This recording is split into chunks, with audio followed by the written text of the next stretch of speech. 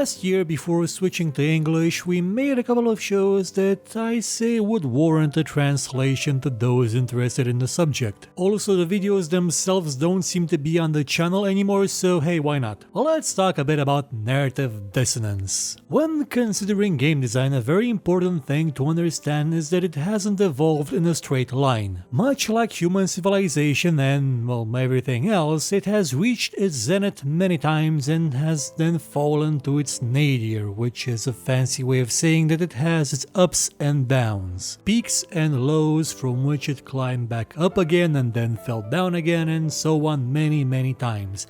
I say this because today's subject wasn't much of an issue a long time ago, somewhere around the 1980s. Because for some reason, back then people thought things through. Yes, you will find examples of games that made no sense even then, but the ones that sort of had the pretense of making sense, of being a bit more serious, of being a bit more not just an arcade shooter where you blow up space aliens shaped like candy, those ones seem to be a bit more fleshed out than we have now.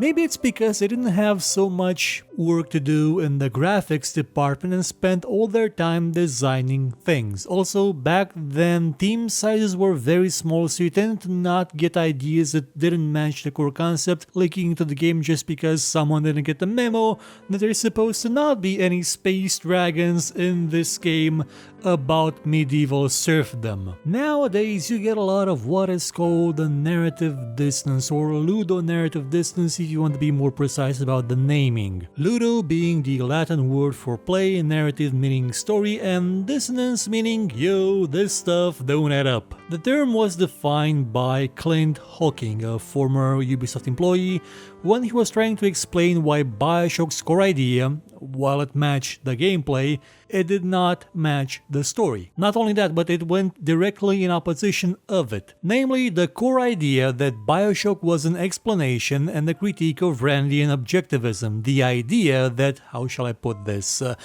being a greedy, selfish bastard that doesn't give a toss about anyone else and only looks out for himself, even at the cost of others, because that's the only way you get true freedom, is a good thing. Yes, there really is such a philosophy made specifically for smegheads. You can thank Ayn Rand for that. The philosophy was addressed within the game. It was critiqued within the game, though you will find some people within the gaming media that blame the people that made Bioshock for introducing this philosophy to people. Sort of like saying making a game where you punch Nazis is bad because it introduces people to Nazis. Hawking pointed out that the gameplay supported the idea that you could be a cold, selfish bastard and harvest the little sisters in order to get the most at them, which results in getting the bad ending where you just become a vile, monstrous wretch that's a plague upon humanity, like Nazis or game journalists. Well, not all of them, just the US ones, some Brits too. But you can't actually be the Randian asshole in the story itself, because all throughout the story you're helping Atlas dismantle Andrew Ryan's empire.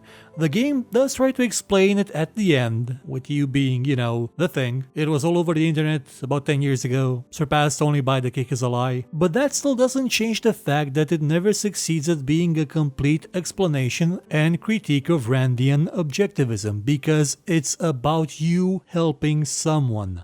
That is what you do throughout the whole game. You help someone do something, accomplish something, and that is not Randian objectivism. For it to truly commit to the philosophy would have required you to be able to tell Atlas to sod off and, I don't know, probably tell him to pay his taxes to the state or something, or go and march for union rights, along those lines. Now, this is a really high-level example, and I mean, it's something a lot of people unfamiliar with the root subject will not get, and will not ever notice. It's about as academic level as you can get when discussing this subject. If all games had narrative dissonance at this level, things would honestly be so much better than they are now. Yes, it would still be a bit of a problem in the messaging, in the aim that the game actually fails to achieve. But it is not a complete failure or a total sham, it just didn't go all the way. And yet this kind of narrative dissonance does not completely rob the game of any sort of meaning. Unlike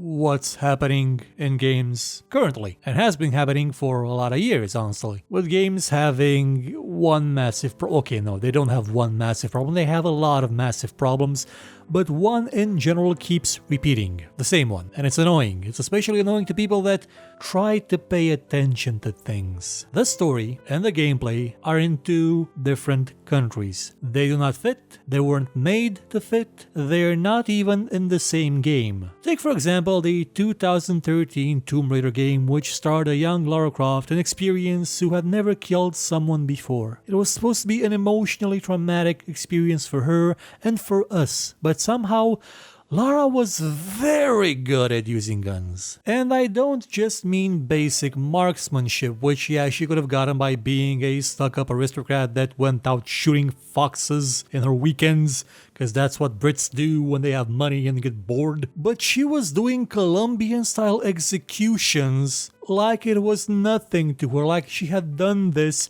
so many times that she could do it flawlessly without blinking an eye, without dropping a beat, with beautifully rendered animations. It just made you kind of wonder if she was actually a mafia hitwoman before setting out at being a Tomb Raider. Well, she's not actually a Tomb Raider, she mostly goes there to kill people, honestly. And this wasn't after she put in some points in a skill tree, no, it was from the get-go. She was really good at doing stuff like this. And the whole emotional moment, yeah, she was sad because she shot a deer, and then she went on to kill several hundred people and not skip a beat. Same thing is true for Far Cry 3, where you play as a, what we would call in our land, a Kokolar, which is basically a character from the Jersey Shore TV series that was popular in the USA among what you would call horrible people, that somehow had the ability to use guns just like his brother did, his brother being a war veteran. You're supposed to be this unexperienced, naive guy that just got roped into doing something stupid, that somehow you were super duper badass at everything. This is kind of annoying because there are games that are absolute fantasy. There's Gothic. Gothic 1, remember it? When you went to that colony, you had no clue how to swing a sword. Your movements were pretty much as clumsy as they could be. You had to learn from other people how to swing. You would actually see in the text, in the dialogue, after you spent the skill point and the ore and someone decided, okay, I'm gonna train you, they actually told you how to swing your sword, and hey, your animation changed. It became less awkward, it became faster, quicker, stronger. And that's a game where you fight a demon and can transform into a beetle. And it had a bigger commitment to selling you the fantasy, well, not the fantasy, but the believability of the fantasy, than games taking place in modern day that don't have, well, they do have bits of magic, but not like trolls walking around clubbing orcs to death kind of magic. Or better yet, Assassin's Creed 4. Here's an example of a game where the distance isn't between just the story and the gameplay, it's between the gameplay and the other gameplay. By this I mean that even though it's supposed to be an open world game, none of the missions actually exist within that open world. Even the ones where you have to assassinate someone sitting on a really big and obvious boat in the port, you can't go there. You can't use the fact that you're in an open world to go kill that guy and be done with him. Instead, you have to follow two people walking around for 5 minutes while they're doing nothing, eavesdropping, and then, after hiding in the bushes for 5 minutes, then you're told, okay, now you can go to the big and obvious ship in the port and kill that guy, instead of letting you do it. Also, that mission was about 30% of all the missions in the game, I think. They just recycled it on a kind of laziness, as they had a really big world and they had to fill it up with something and they couldn't do something good because they didn't have time, and they just plugged in a lot of filler that didn't make a lick of sense. You may be thinking to yourself that this is just a consequence of making a really complex and deep game, that sometimes things do not make that much sense. It's unavoidable that some things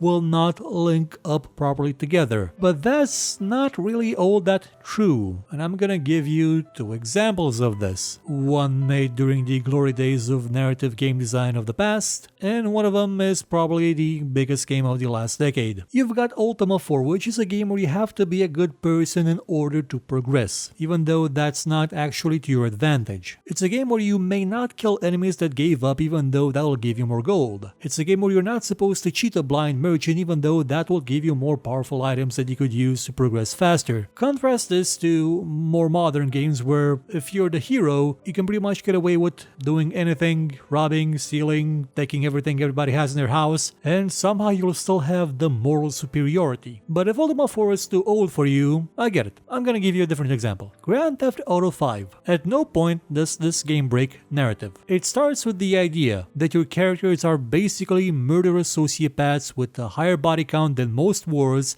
and the story always reinforces that. It's not a story of redemption, of finding your humanity. It's not a story about you being set up, about you trying to make a better life for yourself, for your family, and the circumstances around you forcing you into a life of crime, which is what San Andreas tried to do. And the fact that USCJ could just blow up everybody you would see with a rocket launcher sort of defused the core idea, though it still was a wonderful game. In Grand Theft Auto 5, no one in the story treats you as a hero. Not even the family of one of the main characters. They constantly remind you that you are a murderer, a horrible person.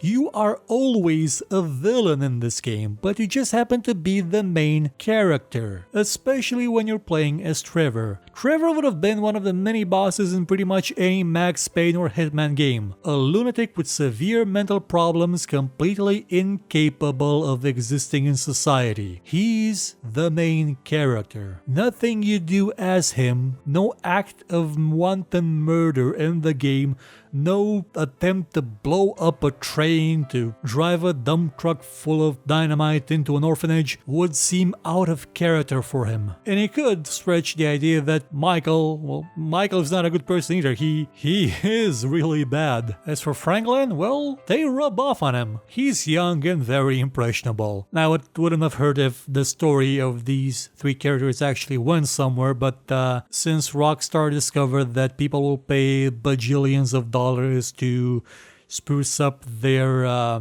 fictional houses in GTA Online, they're not going to make any sort of single-player DLC ever, so that's kind of a shame. Even more of a shame is GTA Online itself, because this is Grand Theft Auto Online. Grand Theft. The game where you cannot steal cars, where you're told that, oh, this car is too hot to be used by you on a daily basis as your personal vehicle, as opposed to blowing up 20 police helicopters in an afternoon was not as illegal. There's a bit of madness here because the single player tries to be consistent while the multiplayer at a fundamental level does not make sense. You're doing crime, a lot of it, but you can't even sell the cars you steal too often because the IRS may be onto you and not even the Joker wants to mess with the IRS. Now, if they had actually put that in as a joke to explain it, sure, it would have made sense, but they didn't. It just is stupid. The worst kind of stupid. The kind of stupid